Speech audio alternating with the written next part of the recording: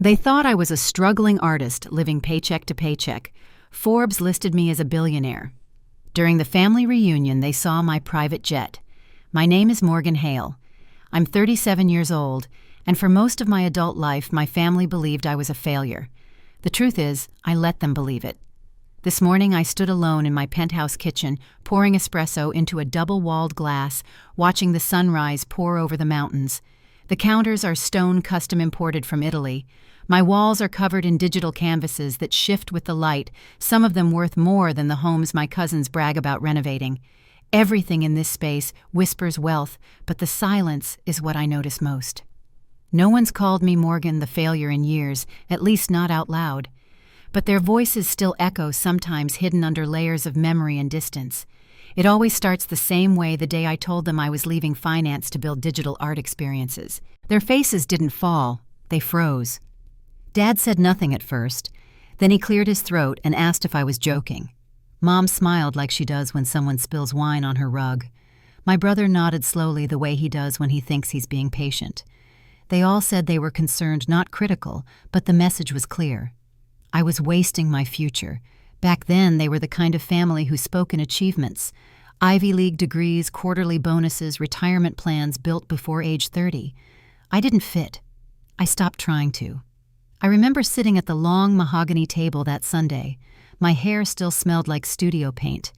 I had just gotten back from LA, where I sold my first interactive sculpture at a pop-up gallery downtown.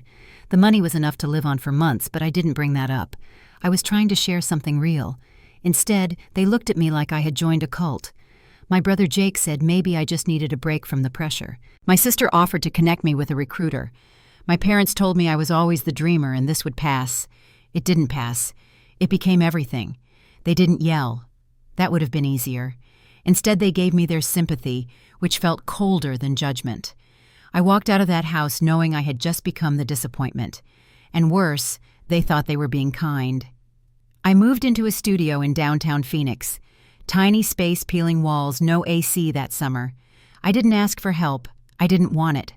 I worked 16 hours a day, slept beside my equipment, and started building the thing they didn't believe in. To the outside world, it looked like I was barely getting by. That was by design. I kept my Civic, wore the same jeans, and played the part they expected. I said I was consulting. They assumed I was struggling. That assumption gave me space to breathe. In private, my designs were gaining traction. A collector in Berlin picked up one of my virtual pieces. A VC firm reached out. The numbers started to grow, but I said nothing. Silence became my shield. My mother sent care packages. My dad forwarded articles about career pivots. My siblings barely asked.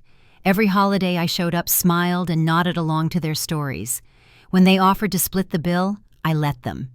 I didn't need to correct their version of me. Not yet. Now when I walk barefoot across this marble floor, I think about that girl in the Phoenix apartment. No heat, no money, just raw belief. She had no proof, only persistence. And even when everyone close to her looked away, she didn't. They thought I was falling. I was building. And someday soon, they'll see exactly what I built. But not because I told them, because they'll have no choice. The moment they cut me off wasn't loud. It came quietly, wrapped in silence, and a smile that didn't reach my mother's eyes. My father folded his hands across his chest like a judge who'd already made up his mind. We were in the den, the room reserved for serious conversations and lectures about expectations. I sat across from them in a chair I used to curl up in as a kid, back when I thought love meant being understood. I had just turned 24. They asked what my plan was now that I'd declined the offer at Beller & Company, my father's firm. The job had been handed to me months ago with no discussion. It was supposed to be the obvious next step. Everyone else had nodded along as if I'd already accepted. I told them I couldn't do it. I said I was working on something else. My mother leaned forward like she hadn't heard me right. My father didn't even blink. When I tried to explain what I was building, their faces hardened. He said if I wasn't willing to participate in the family's future, I'd need to build one on my own. That meant no financial support, no safety net, not even a couch to crash on. I nodded like I understood, but the truth is, I didn't. Not then. I thought they'd be upset, maybe cold for a while, but that deep down, they'd respect my decision. What I didn't expect was the full, brutal erasure that followed. That same night, I packed what I could into 2 suitcases. I left behind framed diplomas, winter coats, and family photos. I didn't cry until I turned the key in the lock for the last time. I moved into a tiny sublet in an old building with cracked tile and a broken intercom. It smelled like someone else's life. There were cockroaches in the kitchen and mold in the shower, but it was mine. No one was coming to save me, and that strangely made me feel free. I worked constantly, at first just to survive, but then the work started to grow. The small interactive piece I posted on a niche art site got shared by a collector in Hong Kong. A tech blogger wrote a piece about how I was using blockchain in a way they hadn't seen before. Someone wired me $8,000 for a commissioned concept I hadn't even finished. I didn't tell anyone. I went to Thanksgiving that year wearing the same coat I'd worn for 5 winters. My sister made a joke about how I looked like I'd been living on instant noodles. I laughed along. She picked up the tab that night. My mother said she was proud of me for being independent. I nodded, smiled, and said I was figuring things out. They believed I was broke. That belief gave them comfort. It made my choices easier to dismiss. Inside, though, something was changing. Every time they patted my shoulder or offered unsolicited advice, I filed it away. Every lecture is about responsibility. Every suggestion is to apply for temp work. Every time they called what I did a phase, I was angry, but I held it close. Anger was fuel. Grief was too. They'd cut me off thinking I'd come crawling back. Instead, I disappeared into the fire. What they didn't know was that 2 weeks after I left, I sold a limited run of AR sculptures for over $100,000. I didn't spend a dime of it. I hired a coder, then a back-end engineer. I started mapping out a new kind of platform, one that would let creators like me own our work without begging galleries or middlemen. The days blurred into each other. I ate cheap takeout, slept 4 hours a night, and wrote code until my hands cramped. I didn't go out. I didn't post anything personal online. I wanted privacy. I wanted power. Sometimes I reread the emails from my mother. They were always sweet, filled with concern and recipes. She said she missed me. I should visit more, that they were always here if I needed to talk. But there was never an apology, never a question about what I was working on. She didn't want to know. None of them did. They were comfortable thinking I'd failed. I let them keep that comfort. It was easier than asking for respect I knew they couldn't give. So I stayed silent. I worked harder. I grew sharper. And little by little, the version of me they'd abandoned became something unstoppable. They just didn't know it yet. I didn't have a plan, but I had a mission. I woke up every day in that shoebox apartment with one thought repeating in my head: prove them wrong by building something undeniable. My desk was a folding table I'd pulled out of a neighbor's trash. My mattress was on the floor, wedged between stacks of books and gear. I worked from sunrise to well past midnight, eating whatever I could afford and showering at the gym when the water got shut off. Everything I earned went back into the work. I didn't upgrade my life. I upgraded my tools, my skills, and my network. I read white papers on blockchain until my eyes burned. I taught myself code from online forums. I took Zoom calls with investors while wearing a borrowed blazer and sweatpants. There were nights I cried into my keyboard, certain I was doing it all wrong. But the next morning, I got up anyway. Because every doubt I heard growing up still echoed in my head, and I wasn't going to let those voices be right. My first major breakthrough came when I launched a limited collection of VR sculptures. I had 24 hours to sell out, or I'd lose the platform hosting me. They sold in 7. That night, I stared at the payment notification on my phone, my hand shaking. It wasn't millions, but it was proof. I hired a part-time developer and started laying out the blueprint for what would become my platform. It was chaotic. We worked from coffee shops with unreliable Wi-Fi, pitching features we hadn't coded yet. But people started to notice. Artists who'd been ignored by galleries started messaging me. They saw something in my work that reminded them of their own struggle. Every dollar I made, I reinvested. No vacations, no fancy gear. I bought server space and security patches and coffee by the crate. I didn't sleep much, but I was building something real. By year 2, we had a functioning beta. It wasn't pretty, but it worked. And more importantly, it paid creators directly without middlemen. We hosted our first virtual exhibit that spring. 40 artists, One weekend. Nearly $500,000 in collective sales. I remember standing in that warehouse I'd rented on a handshake deal, watching the screens flicker as people from all over the world walked through our digital halls. It felt like breathing for the first time. Still, I didn't say a word to my family. When they called, I let it go to voicemail. When they asked how I was, I said I was getting by. I didn't want their validation. I wanted distance. I needed to know I could do this without them.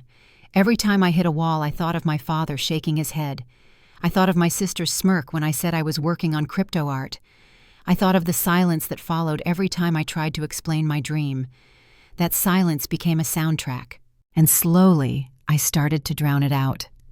With contracts, with collections, with the community.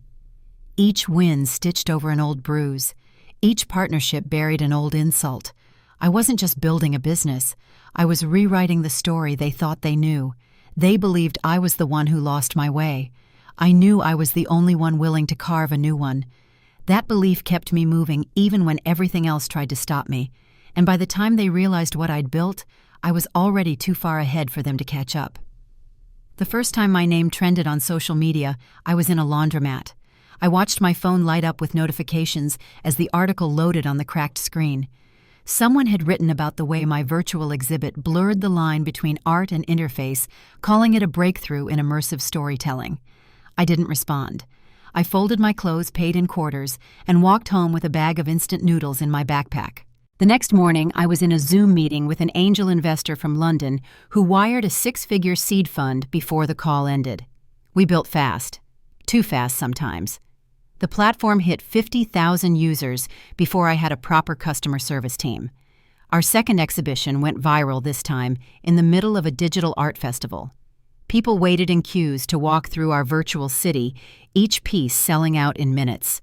I bought a better laptop, then an office chair that didn't hurt my back. I still wore the same hoodie, still drove the Civic, still answered my mom's calls like I was figuring things out. When she asked if I needed money for rent, I told her I was okay. When my sister said she'd send me job listings, I thanked her. I let them believe what they needed to. That version of me made more sense to them than the one I was becoming. By year 3, we closed a Series A round that pushed our valuation into the high 8 figures. I took a small salary and kept everything else in the company.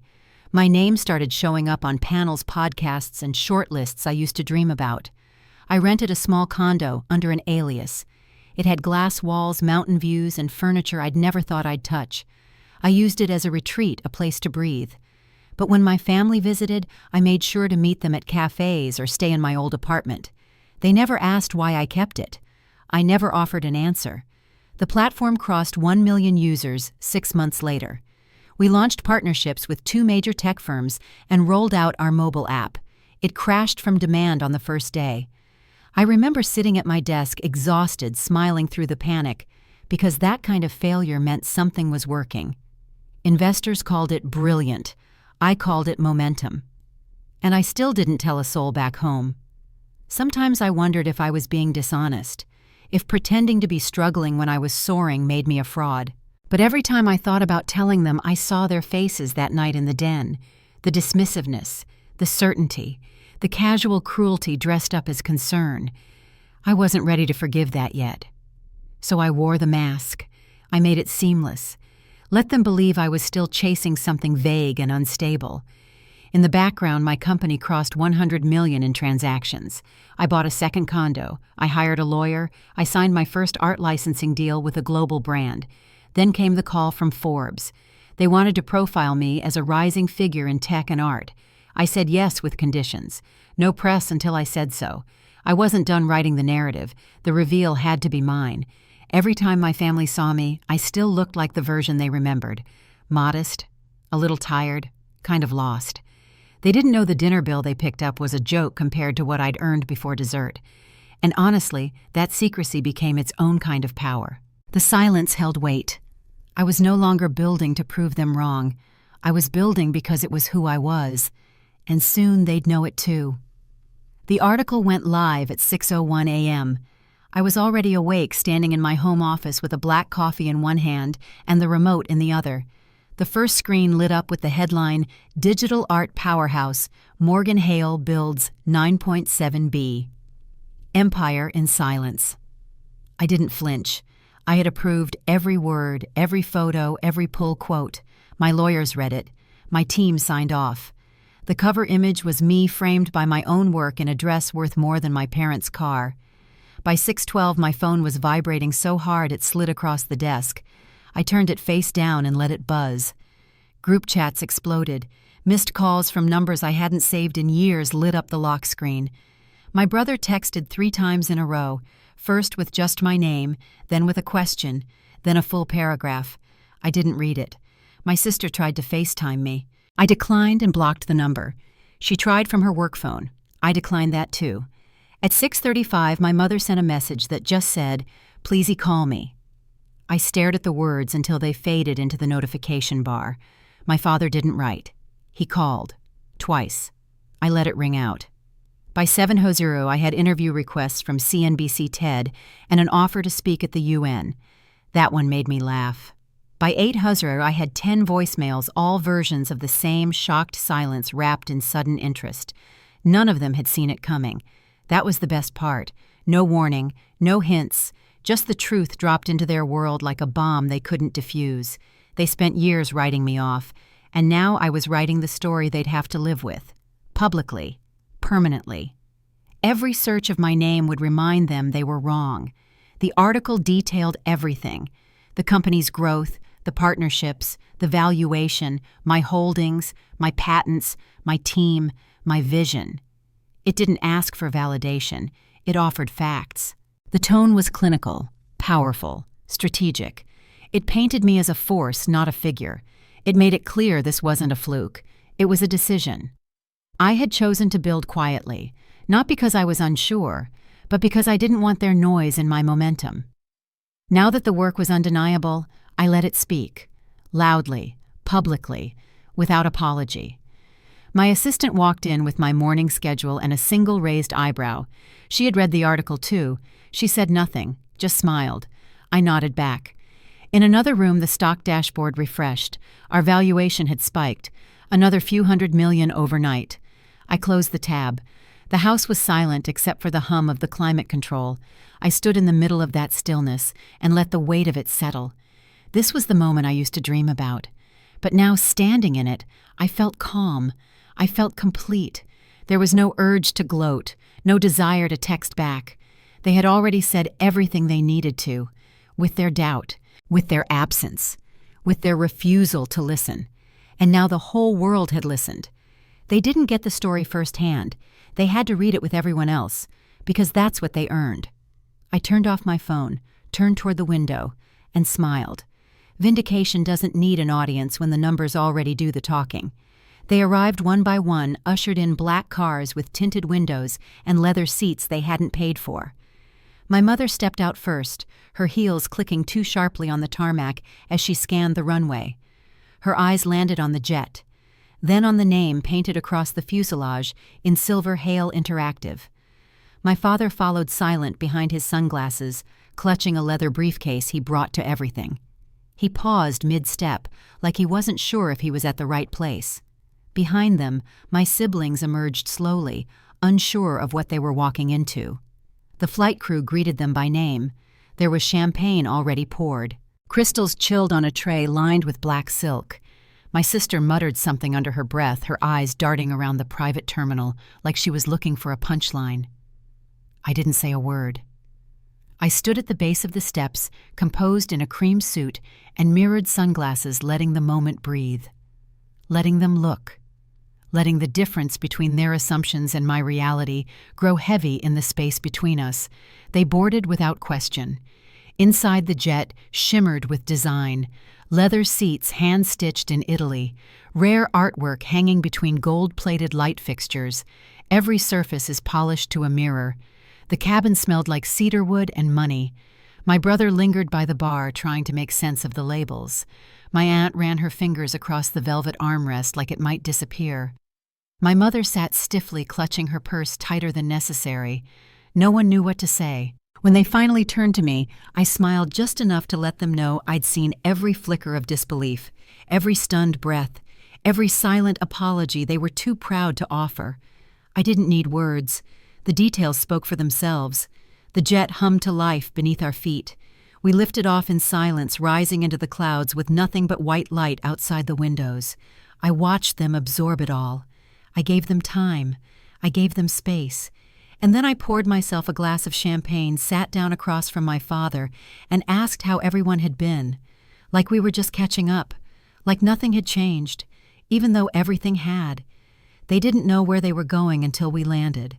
A private island mine entirely rising out of the ocean like a well-kept secret. The name was spelled in stone near the helipad, and that's when I saw it hit them. Not just surprise, but something deeper: recognition. Dinner was served in a glass-walled pavilion overlooking the water. Every detail had been curated, from the plates each embossed with our company's crest to the chairs that slid back on their own, programmed for comfort and elegance. I stood at the head of the table watching as they tried to find their footing. Then the lights dimmed, screens lowered from the ceiling. A timeline appeared, one they couldn't look away from. Year by year, deal by deal, every major milestone of my journey aligned with the exact words they used to dismiss me. 2016. This isn't a career. Result first. Digital sale. $85,000. 2018. You're throwing your life away. Result platform launch. 30,000 users in 24 hours. 2019. No real investor will touch this. Result $3 million in seed funding. 2021. Digital art doesn't have real value. Result $100 million valuation. 2023. We just want you to be realistic. Result $9.7 billion. I let the numbers land. No commentary, no performance. The truth didn't need my voice anymore. It was fully formed, undeniable, permanent. I handed out folders next. Each one is custom. My father's contained the original pitch deck I sent him years ago, marked with his own rejection notes in red. The front page now listed what his stake would have been: $142 million. My sister's folder compared her total net worth to what I earn in monthly passive income. My brother detailed the missed partnerships his firm declined, including the year they wrote me off as too volatile. Every fact cited. Every page is dated. They sat in stunned silence. No one reached for a drink. No one tried to justify. I had waited years for this moment, and I didn't need to rub it in. The facts had already done the work. Finally, I looked at them and said the only thing that felt necessary. I gave you every chance. You just never took me seriously, and now you don't get to pretend you didn't know. After they left the table, I stayed behind. The ocean outside the glass shimmered under the moonlight, quiet and endless. I poured one last glass of wine and let the silence settle around me. It wasn't about the money anymore, not the jet, the island, or the valuation. It was about being seen, fully, without shrinking, without explaining. For years I thought I wanted them to apologize, to admit they were wrong. But as I watched their stunned faces disappear into the night, I realized I didn't need that anymore. What I needed was peace, the kind that comes from no longer carrying a version of yourself that doesn't fit. The kind that comes from finally saying, "This is who I am," and having no one left to argue. I had built a life most people couldn't imagine, but I had done it while pretending to be small just to make others comfortable. Letting go of that mask felt better than any headline ever could. I walked back to my villa barefoot, the stone path cool beneath my feet. The island was quiet. My staff had retired. The stars overhead didn't seem to care who I had become. And maybe that was the point. I didn't build all of this for validation. I built it because it was mine to build, because I believed in it, even when no one else did. There's a difference between revenge and revelation. One demands attention, the other lets go. I didn't want to spend the rest of my life proving people wrong. I wanted to live in a world where I no longer had to. In the end, the real win wasn't the empire. It was the clarity. Knowing who I am, knowing I got here on my terms, and knowing I never lost myself to earn it. That night, I slept with the windows open. No alarms, no noise, Just the wind, the sea, and the calm that finally came when I stopped needing to be understood. I wasn't hiding anymore, and in the quiet, I realized something even better than victory. I was free. Maybe you've been in my shoes. Maybe your dreams sound strange to the people closest to you. Maybe the path you're walking doesn't look familiar to anyone else around you. I know how that feels. I know what it's like to sit through dinners where no one asks about your work, to watch their eyes drift when you speak with passion, to feel the sting of well-meaning doubt wrapped in concern. But here's what I've learned. You don't have to explain your vision to everyone. Sometimes you just have to keep going quietly until your results speak louder than their silence. Now I want to hear from you. What would you do if your family didn't believe in your dream? Would you fight to prove them wrong, or build quietly until the truth couldn't be ignored? Share your story in the comments. It doesn't have to be perfect or polished, just real. You never know who needs to hear it. Someone else might be walking that same lonely path, and your words could be the light they need. And if you're still on your journey, don't stop. Not for them, not for fear. Keep going, because it matters. Because you matter. Even if no one sees it yet. This story was mine, but it's also yours.